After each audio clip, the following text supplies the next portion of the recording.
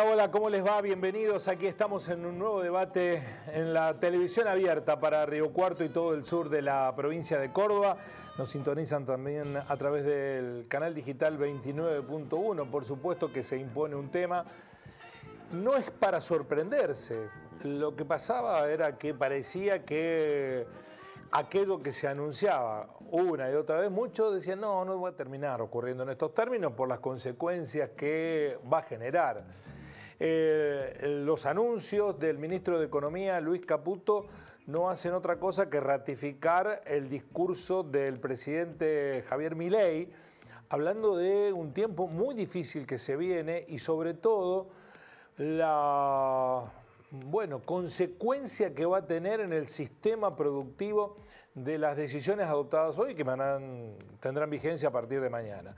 Las vamos a analizar con invitados en nuestro programa, pero por supuesto con nuestra propia mirada. Veníamos advirtiendo a lo largo de este ciclo que si se cumplía lo que se prometía, las consecuencias iban a ser muy duras para el sistema productivo. Lo que se acaba de anunciar va a tener un impacto directo en el empleo, sobre todo en los sectores ligados con la actividad industrial y comercial, dos actividades que por supuesto pesan y mucho en la ciudad de Río Cuarto.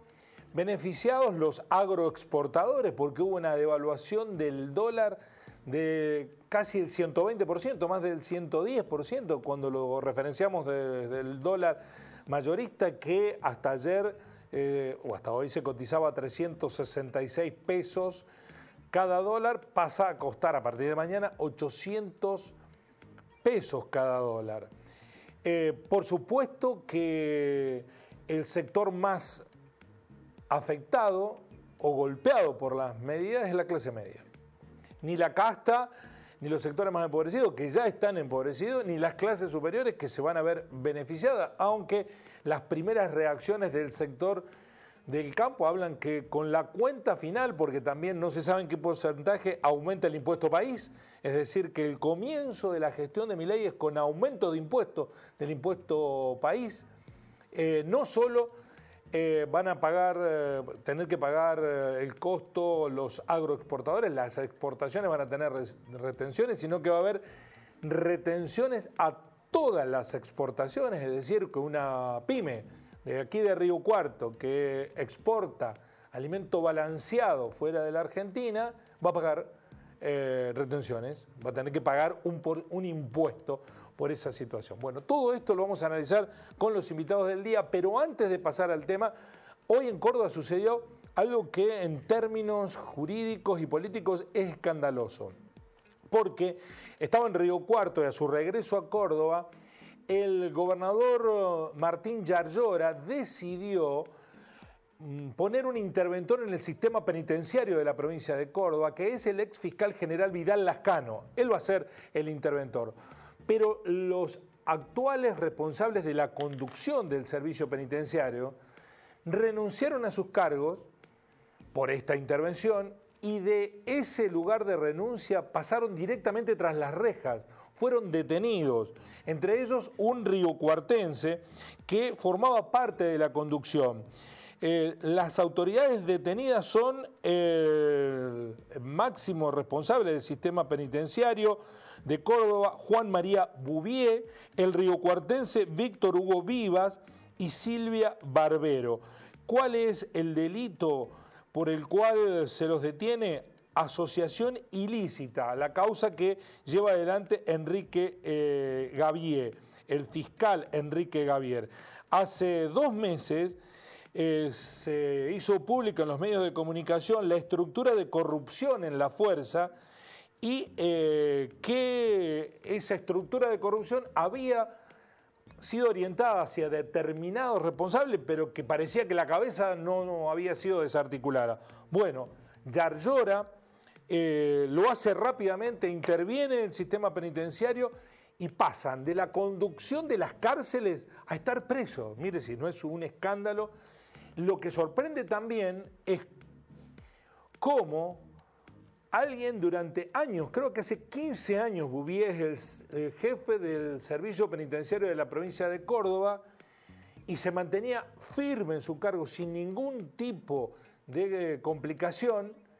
2 días después, con el nuevo gobernador, renuncia por la intervención y el Poder Judicial ordena detenerlo, ¿no? Ahí hay un bache de responsabilidad del Poder Judicial que habrá que preguntarse por qué eso sucedió. Quiero decirle que en este programa, en su momento, se hizo pública la denuncia que un integrante del servicio penitenciario realizó por el ingreso de drogas y la responsabilidad de las autoridades del servicio penitenciario en la comercialización de la droga. Bueno, Gustavo Albornoz, que fue el denunciante, no solo que no se lo premió por haber hecho eso, sino que se lo acusó, se lo expulsó del servicio penitenciario y después él mismo cayó en el delito y cumplió una condena en Bower hasta hace 10 meses estuvo detenido. Pero había sido en Así son las cosas, que había denunciado esto de la cárcel en Río Cuarto, del sistema penitenciario río cuartense, pero extendido a todo el sistema penitenciario. Bueno, el tiempo terminó dándole la razón. Veremos qué derivaciones tiene esto, porque el jefe del servicio penitenciario, que Gustavo Albornoz hace años denunció en este programa, acusándolo, señalándolo, Bouvier estuvo en Río Cuarto, fue jefe de la unidad del servicio penitenciario de Río Cuarto, después ascendió, escaló en Córdoba, pero estuvo de jefe en la cárcel de Río Cuarto, y Albornoz lo señaló en su momento. A Albornoz lo echaron de la fuerza y después él mismo cayó en el delito y tuvo que cumplir una condena. Pero aquello que denunció terminó haciéndose realidad. Lo quería mencionar porque en su momento habíamos abordado el tema en el programa. Bueno, le doy la bienvenida a Eduardo Tello, licenciado en Administración, exsecretario general de la CGT. Gracias por venir, Eduardo. Muy amable. Juanjo Mira, licenciado en Economía. Gracias por venir, Juanjo. Muy amable. Un gusto. Y también a Mauro Perna, joven licenciado en Economía. Muchas gracias. ¿Te presento como un seguidor de Milei o admirador de las políticas libertarias? ¿O sos un economista solamente? Sí, o cercano a las ideas, digamos, liberales. Cercano a la idea liberal. Este plan que hoy se conoció, ¿es un plan liberal? Es lo que toca, yo creo. La situación del país, mira, yo estuve acá en el 2019, creo que habían sido después de las PASO, antes de las generales de octubre. Había estado la mañana acá con los compañeros tuyos, con 2 chicos jóvenes, no me acuerdo el nombre. Sí, no era yo, si eran chicos jóvenes. No, eran 2 compañeros tuyos. Y yo en ese momento le dije, el tema era el dólar, y yo en ese momento le dije que el dólar no tenía techo, y le hablé del déficit fiscal, que es la causa de todos los problemas, y hoy lo nombró Caputo, es la causa de todos los males. Uno se fija, también fijándose en las consecuencias, la inflación, el disparar del dólar, pero al final la consecuencia de todo eso viene por tener déficit fiscal. Y nosotros en los últimos 120 años, en el 90% de los años, el déficit fiscal está presente, ¿entendés? Entonces, yo creo que es hora de que los argentinos, por primera vez en la historia, maduren, ¿sí? Dejen de ser niños y que entiendan que la situación es compleja. Y esto se soluciona de 2 formas. O lo soluciona el mercado, y esto ya lo vimos muchas veces, con una hiperinflación, con una mega devaluación, y ahí tenés la hiperinflación con Alfonsín, Rodríguez, o Lorenzo Sigo, la crisis del 2001, Corralito, tenés, pero hace dulce en Argentina. Entonces, siempre con los mismos, ¿no? Siempre con los mismos, o sea, son siempre los mismos, ¿no? Eso Siempre, ni hablar. siempre con los mismos. Sí, siempre con los mismos. Sí, sí. De un lado o del otro. No, por eso Siempre digo, son los mismos. cuando vos citás eso, siempre son las mismas políticas que fracasaron una vez y son estas. De los 2 partidos, han llevado adelante de los 2 partidos mayoritarios en Argentina, radicalismo y peronismo, y han fracasado. O sea, han estado en el poder ellos también y han llevado adelante ese tipo de política y han fracasado. Estas políticas para vos son distintas. No son distintas, pero son, o sea, urge hacer algo inmediatamente. Y yo creo que, o sea, seguir por el camino que íbamos te lleva a una piña, o sea, te lleva a una hiperinflación. Y es lo que yo le dije en ese momento, que si no hacemos otra cosa, vamos a terminar igual. O sea, esto va a terminar estallando con una crisis que termina ajustando la propia economía. Ya vamos a repasar la medida para aquellos que no lo vieron, pero las primeras opiniones. Juanjo. Bueno, lo interesante es que nos hemos sentado al lado, pero estamos en las antípodas del pensamiento acá con el colega, a quien tengo el gusto de conocer esta noche, tarde-noche, según se quiera. Personalmente creo que haber presentado como la madre de todos los problemas el déficit fiscal es un reduccionismo grave que se refuta fácilmente con datos. Así que después, cuando tengamos posibilidad de desarrollar por qué lo digo, vamos a aportarlos. Bien, el plan, ¿tiene posibilidades de ser exitoso? Yo no diría que hay un plan, diría que hay un paquete de medidas iniciales. Porque para ver un plan tenés que mostrar el desarrollo de la película. Mostraron 2 fotogramas y lo que viene después no se habló nada. Entonces es muy temprano para hablar de plan. Y además estamos muy en caliente todavía, ¿no? Porque hay medidas que ni siquiera se saben cuáles van a ser. Por ejemplo, hay un impuesto país que no se sabe cuál es el porcentaje, que aumenta el impuesto país, dijo. 50%, más o menos. ¿50% de lo que ya se está pagando o va a ser el impuesto país el 50%? Un aumento del 50% del impuesto país. Claro, porque ya estamos pagando el impuesto país, que está en el orden del 45%. O sea, si lo aumentamos un 50% más... No estaba el impuesto país aplicado a las importaciones. No a las importaciones, no. Ahora lo aplican a las importaciones. No, pero por ejemplo, yo contrato Netflix, importo un servicio. Sí. ¿No? ¿Paga impuesto país? ¿Pago impuesto país? ¿Ya pagaba? Sí, ya pagaba. Un 45%, un 50% más, o sea, un 95%. Si Netflix sale 10 lucas, voy a pagar 19 lucas 500, una cosa así. Cito Netflix para citar un ejemplo nada más. Bueno, Eduardo, su primera consideración antes que repasemos las medidas. No, digo, yo coincido con lo que dice aquel compañero, de que decir, bueno, anunciaron algunas cosas que hay que ver cómo las empiezan a desarrollar. Hay cuestiones que no las sabemos, por ejemplo, ¿qué va a hablar Caputo mañana con los dueños de los bancos? Sí. Algo ya sabían los dueños de los bancos porque hoy vendían el dólar a 700. Sí, y ayer hubo algún movimiento raro de los poquitos que compraron, que, bueno, es raro, ¿no? Porque son cosas, en este país ya hay un montón de cosas que dejaron de ser raras, ¿no? Nunca se sabe quién compra los dólares. El Banco Central apenas asume Fernández un informe donde dice que del 2015 al 2019 se fugaron 86.000 millones de dólares sobre una deuda que acumuló Macri de 104.000. Todo el mundo, yo siempre me río, habla de los 45.000 del fondo. No. Hay 60.000 con los privados también de deuda. Se lo fugaron.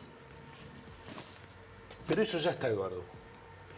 Bueno, no, porque hoy fíjate... Ya está, porque ahora eso ya está. Pero fíjate hoy, Caputo, sí, es responsable. Hoy, en su rol de maestro ciruel, explicándote que se gasta más de lo que tenés y alguien te tiene que prestar la plata, daba la impresión que no era el Caputo que estuvo con Macri cuando nos endeudó hasta por 100 años. Entonces, nos hacemos cargo. Pero acá digo, tenemos que terminar con el país de nadie fue. Porque esto es un colorario de todas unas políticas que vienen de atrás. Y pareciera ser que el último responsable es el que se está yendo ayer. Yo al Alberto le puedo echar la culpa de 2 cosas. No supo resolver el tema de la inflación, no supo resolver el tema de las LELIC y no supo resolver el tema de la deuda con el fondo. Ahora, el tema de las LELIC, el tema de la inflación y el tema del fondo venían de antes, ¿eh? Y no se habló en estos anuncios. No se habló. Y quiero decir... O no quiso. O no pudo. O no pudo. Pero ¿qué quiero decir con esto? Quiero decir con algo que lo están convirtiendo en sentido común. No hay plata. Bueno, se supone que si no hay plata no vamos a pagar nada de la deuda externa, que empiezan los vencimientos ahora en diciembre. Se supone, no hay plata. O no hay plata para algunas cosas y para otras cosas sí hay plata. Bueno, eso es lo que vamos a empezar a descubrir cuando pongan en marcha las fuerzas del cielo, que hoy aparentemente sé que no le gustó el primer... La motosierra lo que va a cortar al medio de la clase media. No, pero no solo la clase media, están hablando del curro de la política, son las universidades ahora. Lo tenía escrito Adorni ayer, en un borrador, no lo dijo, cuando dio la conferencia de prensa, el vocero. ¿Qué significa eso? No lo sé, yo hace 42 años trabajé en la universidad, nunca vi cuál es el curro de la política en las universidades. Bueno, repasamos la medida rápidamente para aquellos que no las porque también se demoró, hubo de prolijidades, se anunció una hora. Aparentemente, digo aparentemente porque me tengo que guiar por lo que publican otros periodistas, porque nosotros no estamos en el centro de las decisiones, grabaron un discurso, no les gustó, y grabaron otro, y por eso se demoró. A las 19 empezó a hablar, hizo una introducción en la que básicamente redujo la economía del país a la economía familiar, en esta lógica que sigue ingresan 100, gastas 120, tenés que pedir prestado 20. Me parece que es una metáfora ya muy utilizada respecto de eso, y no es lo mismo la economía de un país que la economía familiar. No es lo mismo la economía de un país que la economía familiar. ¿Por qué no? Bueno, ahora lo discutimos. Las medidas de Caputo: no se renuevan contratos laborales en el Estado con menos de un año de vigencia. Suspensión de la pauta del Gobierno Nacional por un año. Esto es simbólico, la verdad, porque y hay que ver qué van a hacer con los grandes medios nacionales, Clarín, Nación. Vamos a ver si le suspenden la pauta efectivamente. A lo mejor se la suspenden oficialmente.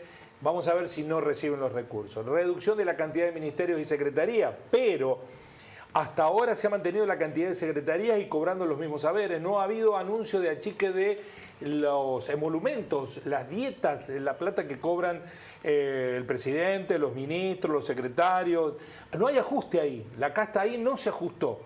Los diputados, los senadores, no hay ajuste. Vamos con más medidas, no son tantas. Reducción de los ATN a la provincia. Bueno, esto también ayer lo advirtió en Río Cuarto. Dijo que el equilibrio financiero de la provincia, lo dijo Martín Yarlora, está en peligro si la Nación no manda los recursos. Esos son los ATN, es la plata para la caja de jubilaciones y es la plata de los subsidios. Ese es otro de los temas que abordó. Vamos con la eliminación de las licitaciones de obra pública y suspensión de la ejecución de las licitadas que aún no arrancaron. Bueno, no va a haber más obra pública. Las obras que no fueron licitadas y que está el proyecto no se van a licitar. Pero, por ejemplo, una que está licitada, que es terminar el gasoducto que se hizo y que se tiene que revertir y que pasa por la provincia de Córdoba para que podamos exportarle gas a provincias, a los países limítrofes del norte, con esa lógica se suspendería, y eso es dólares que podrían entrar en el país. ¿Qué más? Reducción de los subsidios a la energía y al transporte. No quita. Aquí hay una diferencia sustancial. No es quita, porque quita es no hay más subsidios. Reducción. Veremos qué porcentaje de reducción, qué servicios y cuánto impactará en lo tarifario, porque va a aumentar buena parte de las prestaciones, de los servicios básicos. Nos queda algo más: congelamiento de los potenciar trabajo en valores al 2023, pero continúa el plan potenciar trabajo. Dólar oficial a 800 y aumento del impuesto país a las importaciones y las retenciones de exportaciones no agropecuarias. Ya las agropecuarias lo tienen, algunas retenciones. Reemplazo de la SIRA, que estas son las autorizaciones para exportar por un sistema de importación sin autorización previa, es decir, apertura del mercado podría contemplarse, sí, ¿no? Sí. Apertura del mercado. Que importe el que quiera. Que importe el que quiera. Eso va a impactar en las pymes argentinas que van a competir en diferencia de costo. Bueno, vamos con lo que decía. ¿Por qué no comparar la política del Estado con la de una familia? Yo creo que no. ¿Por qué debo decir que sí? Porque es lo mismo, o sea, los recursos tienen que salir de un lado. Está bien que el Estado tiene una fuente de financiamiento que la gente no tiene, que es la emisión. Vos mismo te estás dando la respuesta. Sí, pero eso no es gratis. O sea, y creo que la gente lo ve y lo está pagando, que nadie dice que la emisión genera inflación, eso ya está claro. Nadie dice que es gratis. Eso nadie está diciendo. Digo que el Estado tiene un rol distinto que un grupo familiar. Suponete, vos estás en tu familia. ¿Vos podés descartar un hijo porque se te excedieron los costos? ¿No? Y bueno, lo contemplás y tendrás que buscar la manera de contenerlo en el sistema familiar que tenés. No podés, bueno, hoy no comen ustedes dos. El Estado...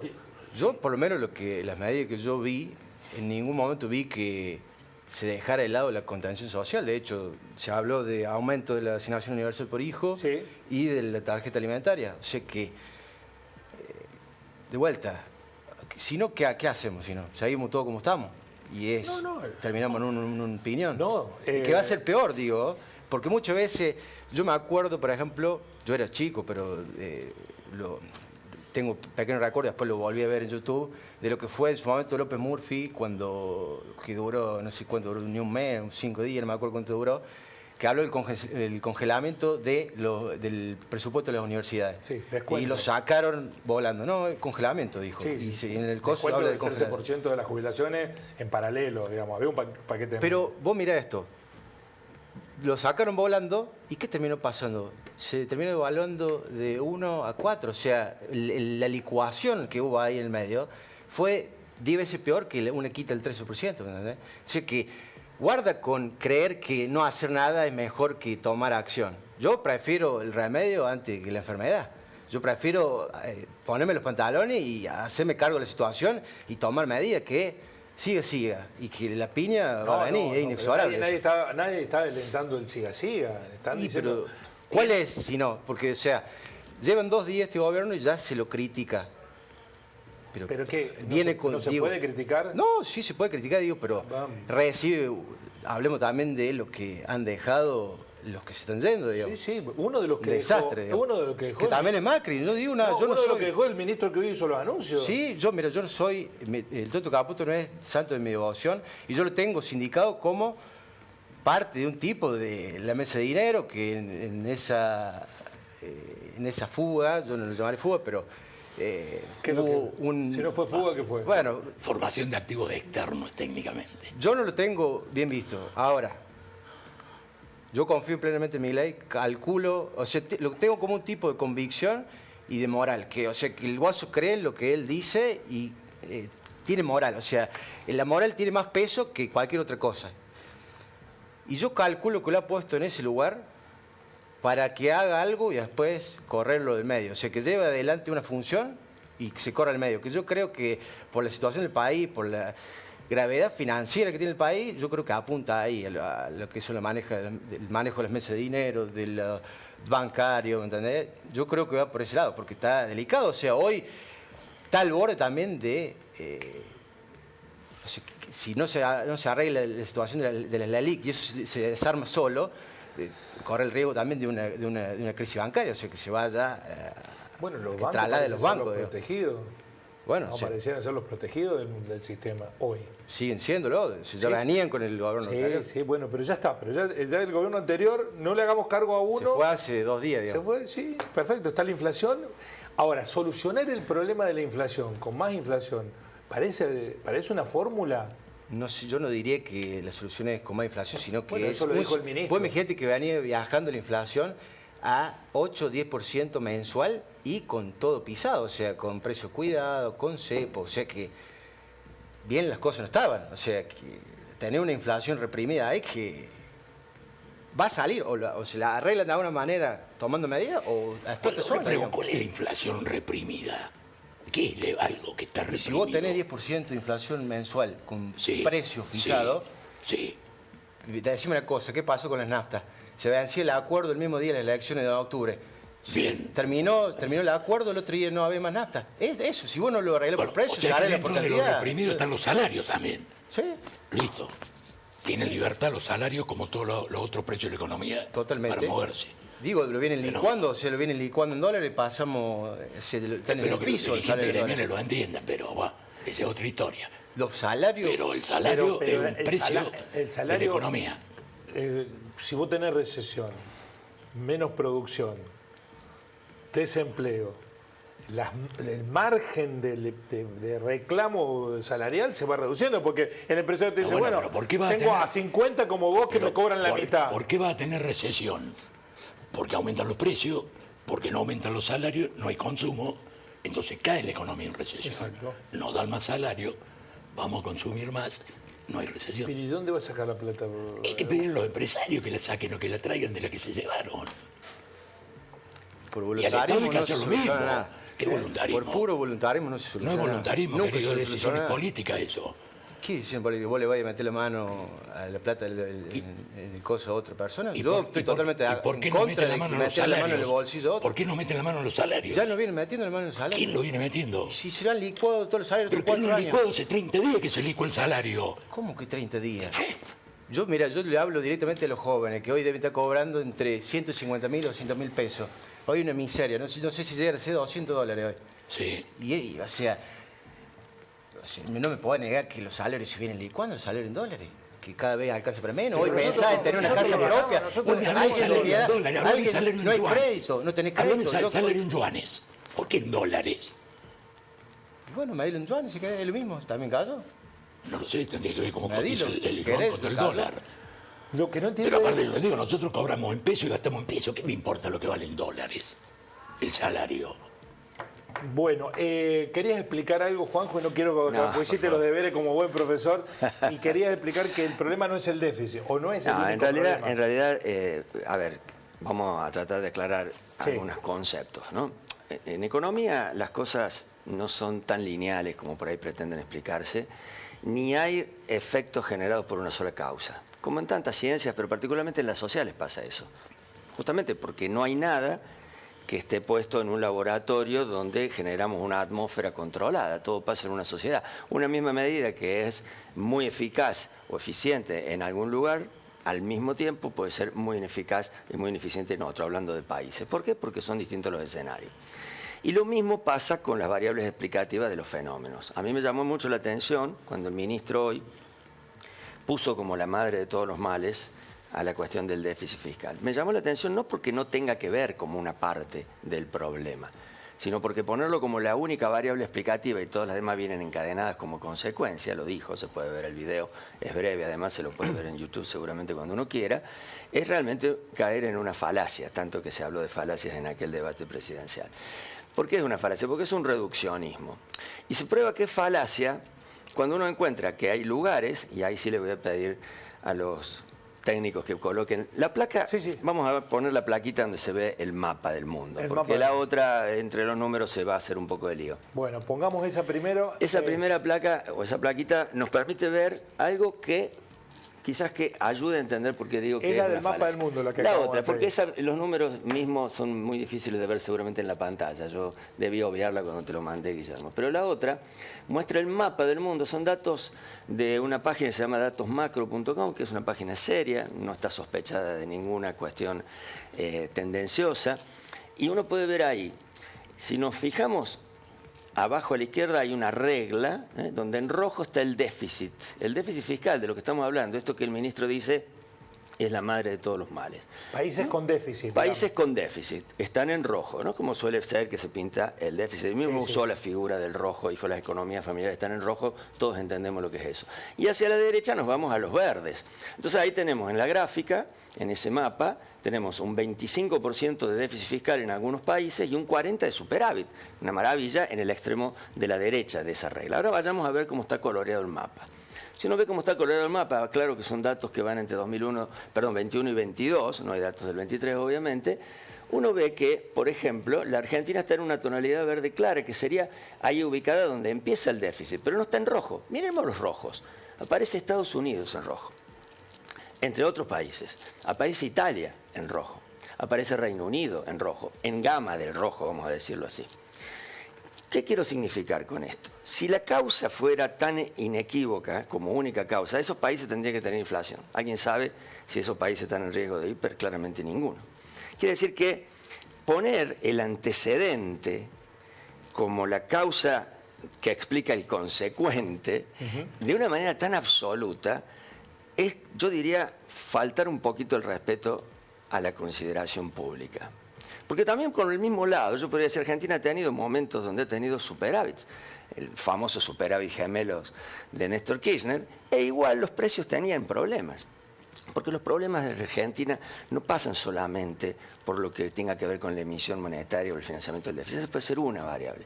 Hay otros problemas que tienen que ver con la economía real, tienen que ver con la insuficiencia de dólares, tienen que ver con la estrategia de inserción internacional, tienen que ver con la insuficiente diversificación de la matriz productiva. Problemas de la economía que para este ministro no son problemas, porque los hubieran mencionado al menos. Hay formas de seguramente encontrar desgrabado mañana el discurso y entrar a buscar en un Word, si quiere uno, palabras claves, a ver cuántas veces aparecen, y vamos a ver que no apareció eso, no apareció la producción, la diversificación productiva, aparece en todo caso detrás, entre bambalinas, detrás de lo que puede pasar con las medidas que se anuncian. Pero ninguna de las medidas que se anuncian son favorecedoras del incremento en la producción. Ninguna medida muestra cuál va a ser el efecto multiplicador de las variables virtuosas que suelen tener todos estos países que tienen déficit, entre otras cosas, porque no cortan la obra pública. Claramente alguien me puede decir, bueno, pusiste como un ejemplo del país con déficit Estados Unidos. financia su déficit con dólares porque es una moneda fuerte. Nosotros el dólar, el peso argentino no te lo toman en Uruguay, cruzaste el puente y ya no te lo reciben. De acuerdo, pero hay muchos otros países en situación parecida, y a lo que está claro, y a lo que quiero llegar con esto para cerrar el concepto, que pensar que el problema pasa únicamente por la matriz fiscal es desconocer todos los brazos de política económica que tiene el Estado. La Argentina, por suerte, al menos abandonando esta idea desopilante de la dolarización, los conservará la política monetaria, conservará la política fiscal, conservará obviamente también la política cambiaria. Hay que hacer una mirada conjunta de las estrategias para que sean complementarias, para que vayan como vasos comunicantes al centro del problema. Atacar un solo problema solo no sirve. Atacar tiene un costo muy alto. Es como pretender un boxeador que se ata una mano atrás y pretende estar en el ring sosteniéndose en el tiempo pegando con una sola. Aun cuando la zurda la usé solo para puntear, como se dice, sí. necesitas las dos. En economía pasa lo mismo. Entonces, poner como la madre, insisto con la figura, de todos los males, apelar de nuevo a la alegoría de la familia como ejemplo de la economía familiar. Ya la citaba Martínez Dios en su libro Argentina, bases para una economía moderna. Miren, se atrasa años este diagnóstico. Ya era el cliché de Bernardo Neustadt para los mayores, cuando le hablaba a doña Rosa a la par de Grondona en aquel legendario Tiempo Nuevo. Basta de eso. Estamos hablando de ciencia económica. No podemos caer en reduccionismos caricaturescos de cuáles son los problemas de la Argentina. Mauro, ¿no es demasiado costo esto de decir, bueno, que paguemos los argentinos? ¿No es un costo demasiado la desocupación? Empresas que van a cerrar, pymes que van a quedar afuera. ¿No es demasiado costo para solucionar un problema buscando esta manera? ¿No hacerlo de otra forma? ¿Vos tenés alguna otra? Bueno, pero no me respondaba con ese infantilismo. Porque si yo tuviera la fórmula, porque si vos me respondés con ese infantilismo, me anulás como entrevistador, porque ¿cómo voy a tener yo la solución? He visto que hay otras soluciones. Lo que estoy seguro que esto le va a costar mucho a muchísima gente, que se va a quedar sin empleo, que va a sufrir y que no son los culpables de esto. Entonces respondeme un poco más seriamente, porque necesito... con humor, si no te lo digo. No, ¿qué con humor? ¿Me estás jodiendo con humor? Estamos charlando, estamos en un debate, estamos charlando. No, porque si vos me decís... Pero digo, no, si no, te estoy preguntando en serio, si no hay otra vía alternativa. Parece que fuera muy fácil y la situación en Argentina es extremadamente delicada. No es fácil. Entonces, pero no es para que me responda con una chicana, porque estamos hablando del futuro de cientos de personas que se van a quedar sin trabajo. Él habló de aumentar la producción. Vos hoy lo que necesitas es exportar. Vos necesitas traer dólares a la Argentina.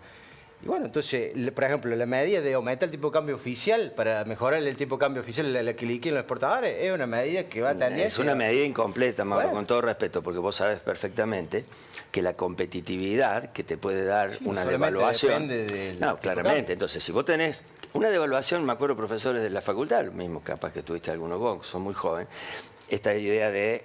¿Quién festeja cuando hay una devaluación? Y había uno que la reducía y la hacía fácil. Le hacía pregunta. Dice, ¿quiénes festejan? ¿Los exportadores o los importadores? Claramente la respuesta correcta, si no te ibas de la mesa, era festejan los exportadores, porque ese tipo de cambio le permite una mayor rentabilidad al negocio exportador.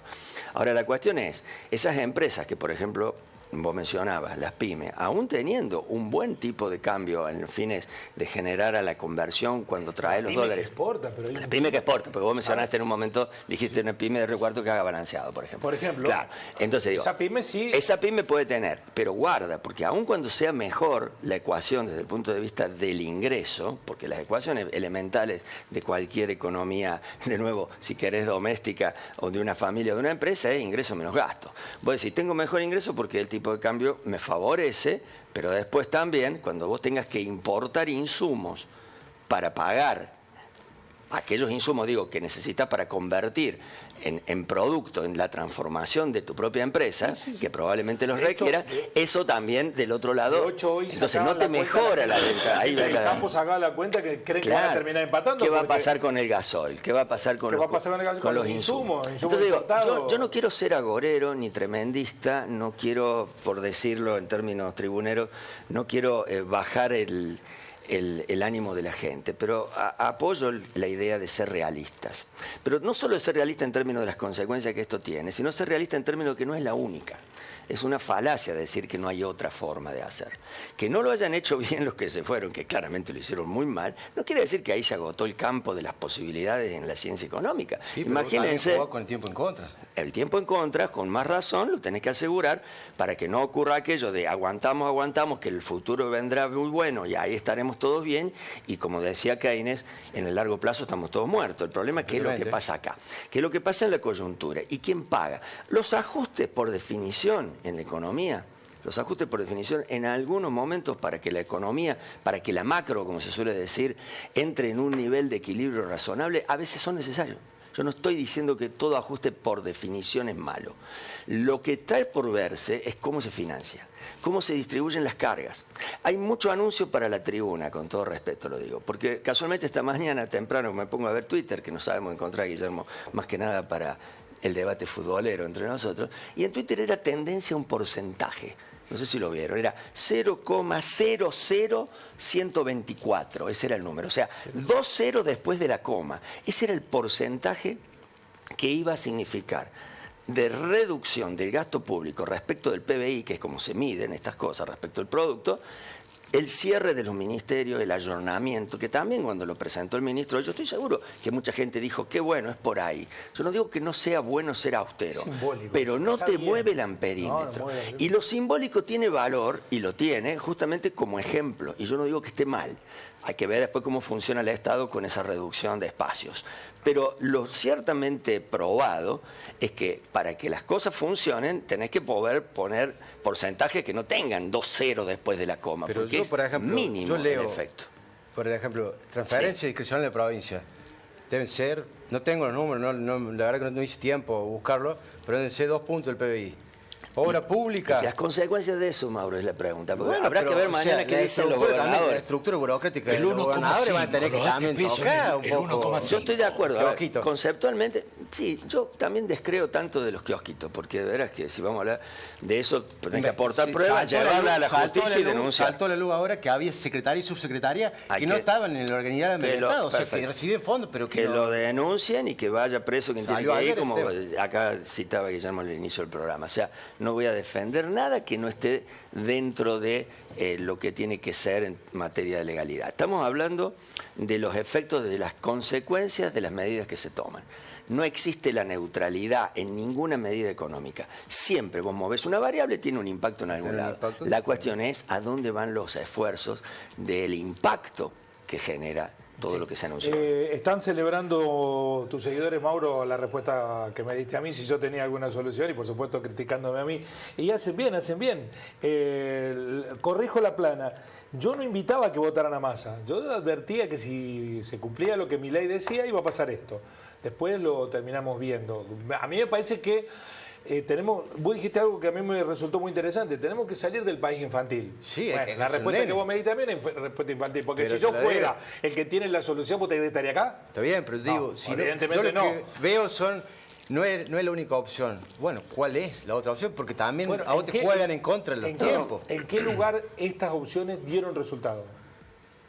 ¿En qué lugar? ¿En qué lugar del mundo opciones de estas características dieron resultado? Que esté constatado. Y yo la verdad que ahora me agarra frío, pero tengo entendido que todos los ajustes de shock han sido expansivos.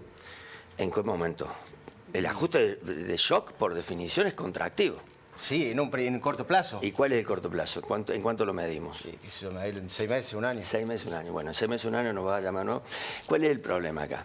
Yo no digo que no pueda pasar, ojalá. Vos tenés que modificar la estructura de gasto. O sea, vos tenés hoy que un sector privado que ahorra muchísimo, pero tenés un sector público que se ahorra a mansalva. Entonces, reacomodar esa estructura de gasto lleva tiempo, ¿me entendés? Vos necesitas sacarle al deficitario crónico que es el Estado recursos, bajar el gasto, bajar impuestos e inyectarle recursos de vuelta a la economía. Que la gente decía, por ejemplo, no sé, yo tengo amigos, por ejemplo, que se dedican a vender servicios y venden servicios para afuera relacionado con lo que es el mundo fitness, training, o sea, venden planes de entrenamiento y todo eso. El loco, tranquilamente, si vos le sacas el pie de arriba, puede abrirse un gimnasio, puede abrirse una cadena de gimnasio y darle trabajo a gente. Entonces, y la gente hay que que va a dejar ir a las al personas gimnasio, que gasten de vuelta en lo que claro, en sus planes de vida, ¿me entendés? Mirá, Que no el Estado decide en qué tenés que hacer vos, que tome decisiones por vos. Yo no creo Nosotros que... tomamos Pero decisiones. ¿en qué lugar está ese modelo en donde el Estado no está presente? No, Para yo que la no estoy gente diciendo haga- que no exista Estado. Yo estoy diciendo que no sea hoy la asquerosidad que hoy el Estado, que se desahorra de un nivel increíble, ¿me entendés? Que representa casi la ¿saben mitad la mayor parte del Estado en que se va? Sí, en las asignaciones. ¿Qué? Y en gastos, en jubilaciones, pensionados. Jubilaciones. Sí, pero sí, alguna de las medidas va a Mira, te tener voy a que decir una cosa aportarle a de las ello tantas al gasto social. mentiras, de las tantas mentiras del discurso económico argentino. Los activos no alcanzan para pagar las jubilaciones de los jubilados. Es una mentira absoluta. Yo soy jubilado, a mí no me está pagando un activo mi jubilación. Sí, te pagan los nuevos No, contribuyentes señor. que entran en Yo el sistema. y cada jubilado le prestamos, porque ese es un préstamo igual que el que le hizo el Fondo Monetario, le prestamos casi 3 sueldos todos los años para el sistema El previsional. sistema jubilatorio hoy No, se sostiene, señor. a vos te pagan la jubilación Ese cuento los nuevos contribuyentes. es, no sé, ¿qué hicieron con los 42 años de aporte mío? ¿Y se lo dieron a los que estaban antes que vos? Ah, sí. Y bueno, No me diga. ¿quiénes fueron los que nacionalizaron la No me FP? diga, cuando empezó el sistema jubilatorio, en la época del peronismo había 2,5 millones de aportantes y 300.000 jubilados. ¿Cómo que se llevaron la plata los que estaban antes que yo? Oye. Acá el cuento de que los activos le pagan a los pasivos es para negar la responsabilidad del Estado, que desde los años 50 en adelante se fumó toda la guita Bueno, sí, que los estamos de acuerdo en laburantes eso. Estamos de acuerdo. le poníamos. Es más, se la Estoy de fumó, acuerdo con eso. pero la última vez que se la fumaron, Con la FJP. claro, porque hoy el sistema jubilatorio tiene 70.000 millones de dólares, ¿eh? Bueno, En el pero- fondo. Tiene 3 veces más que la Reserva del Banco Central. No sé cuánto es el Fondo de Garantía y Sustentabilidad, pero... 70.000 millones hoy. 76. Bien. Entonces, fíjate, otro cuento que vos lo referiste recién es el tema de que nos faltan dólares. Yo me tomé un laburo, yo cuando descubrí que la política es el terreno donde se dirimen los intereses pregunto, económicos. ¿por qué si nosotros cobramos en pesos, ¿por qué es el problema que No, nos no, por la faltan restricción dólares? externa. Ahí empieza el pero problema. pero ¿cuándo- Bueno, pero mire este dato, tomado de fuentes oficiales. Tomé desde el regreso de la democracia del año 83 para acá, Sí. hasta el año 22, porque no tenemos datos del 23. El país tuvo en esos casi 40 años 200.000 millones de dólares de superávit. Sí. Hoy debemos 180.000 millones de dólares más o menos de deuda externa del Estado. Y si la debemos, quiere decir que entraron. En algún momento entraron al país. 380.000 millones de dólares tenemos ya que entraron en 40 años. Y hay 90.000 millones de dólares que se endeudaron las empresas privadas, Sí. que se supone que también entraron. Yo ahí, viste, pondría entre comillas, pero vamos a suponer que también están. Sí. Tenemos en 40 años 470.000 millones de dólares Sí. que entraron al país. La Reserva del Banco Central hoy, 20.000, 20 y pico mil. Entonces digo, es bueno de que los ¿Y dónde están? argentinos nos empecemos a preguntar. Pues yo te digo una cosa. No, pero además de la lógica de los dólares, porque Bueno, nos porque protegemos por la devaluación del peso. primero, la exportación es la venta de trabajo argentino. Es exportación. La exportación es venta de trabajo argentino, o sea, hay 200.000 millones de dólares que lo hicimos con el laburo empresarial, intelectual y físico de los argentinos. La deuda la vamos a pagar también con laburo argentino, no hay otra. Entonces yo digo, che, y acá se explican algunas cosas de la reacción social, ¿no? ¿Cómo puede ser que en 40 años no haya habido un dirigente político que nos explique qué cuerno pasó con los dólares? Bueno, supuestamente lo iba a investigar el Fondo Monetario. Hasta no hace mucho tiempo estaba la posibilidad de que el Bueno, fondo hubo el viniera intento y del se- Alberto, apenas asumió, que le pidió al Banco Central que hiciera un informe. El Banco Central dice, 86.000 millones se los llevaron. Ahora, ¿quiénes? Sí, a ver, yo creo que estoy de acuerdo, me parece que es una de las grandes preguntas sin resolver y que ahí deberíamos buscar antes que en el déficit fiscal los problemas, en el origen del problema argentino, que luego también es inflacionario, porque todo lo que ocurre en el sector externo obviamente tiene consecuencias en los precios internos también. Y yo digo esto de nuevo tratando de encontrar algún punto de acuerdo en relación a los anuncios y lo que puede pasar. Se decía, y creo que todos más o menos compartíamos esta idea, de que aunque ganara Massa no es que no iba a hacer algún tipo de ajuste. Estaba medio instalado ya en la opinión, al menos en el campo del análisis económico, se veía venir que parte de lo que él había venido haciendo no solo había sido ineficaz en el control sobre todo del inflacionario, sino que mucho había sido expansivo en plan, obvio, también de ganar las elecciones, que es lo que generalmente hacen los gobiernos cuando tienen un candidato y van el oficialismo a proponer un nuevo periodo de gobierno. De manera que uno podría decir, bueno, acá no estamos poniéndonos en fundamentalistas del antiajuste económico. Insisto en la idea, se trata de ver quién lo paga y de qué manera, pero se trata además de ver que te cuenten toda la peli. Porque cuando a vos te dicen, como vos planteabas recién, que en unos meses esto debería estar en una situación pasado, el primer efecto inflacionario que deberá ser mayor y tolerarlo todos los que tenemos ingresos fijos, vendrá un periodo de bonanza y estabilidad, cosa que evoca bastante a la convertibilidad, si queremos, que también entró en aquel momento con inflación residual y luego los precios finalmente convergieron, y me acuerdo a Menem, y lo recordarán los mayores de la mesa, que cuando decía el salariazo ya se dio, porque su caballito de batalla para ser presidente era el salariazo, estaba en su libro La Revolución Productiva, que después hizo todo lo contrario. Y entonces esta idea de que la recomposición salarial a la larga va a venir, no se sostiene si uno no piensa dónde va a trabajar la gente para tener un mejor salario. Es decir, no podemos dejar de mirar la matriz de la producción argentina, mirar las empresas, a dónde y de qué manera las empresas van a encontrar los incentivos para generar las inversiones, y si no las inversiones, al menos la recuperación del capital en términos de usar lo instalado que se tiene. La Argentina estuvo en el orden, termino con esto, discúlpame, estuvo en el orden del 66-70% en las mejores épocas de los últimos años respecto del uso de la capacidad instalada, quiere decir que tengo un 30% ocioso. Bueno, que por otro lado habrá que decir, cuando viene la demanda, porque hay exceso de monetización, deberían primero incrementar la producción y no ajustar vía precio, pero ese es otro debate. Entonces digo, ¿de qué manera vamos a encontrar eso cuando no te están explicando cuál es el salto del esfuerzo a la bonanza? La famosa luz en el fondo del túnel, que tantas veces caricaturizaron en el discurso de la expresidenta Micheli, en este momento vendrá con otro nombre, pero sigue siendo la misma idea, la promesa allá adelante, y no te la explican como camino crítico. Si vos vas a pasar por un largo desierto, y la vas a pasar mal, creo que lo que debería hacer el ministro en la próxima intervención es que muestre en qué momento se empiezan a dar el encadenamiento virtuoso de las variables económicas para que la gente tenga trabajo, productividad y por lo tanto mejor salario. Mauro, ¿cuándo se va a dar eso? No, yo no tengo la bola de cristal para decir eso, pero sí en línea de lo que dicen acá los muchachos. Para mí, plata hay. El problema es que gran parte de la guita hoy en Argentina, por decirlo de alguna manera, está en negro. O sea, ahí tenemos un gran porcentaje de la población que se maneja en negro. Yo te digo, esto no va a ser tan duro el impacto entonces. Va a ser duro. Hay ciertos sectores que la van a pasar peor que otros. Pero digo, para esa reconversión productiva. Y yo lo veo a Río Cuarto, el año que viene tenemos elecciones, por ejemplo. Y ¿qué modelo, por ejemplo, de ciudad, qué modelo de país queremos? Yo, por ejemplo, te digo, me muevo en una industria que trae dólares. Se habla que yo trabajo en el mundo IT, digamos, en el mundo del software, todo ese ámbito. Y hoy la industria del software en Argentina está produciendo 11.000 millones de dólares, de los cuales muchos están en negro, porque se vende servicio afuera y se cobra afuera, ¿entendés?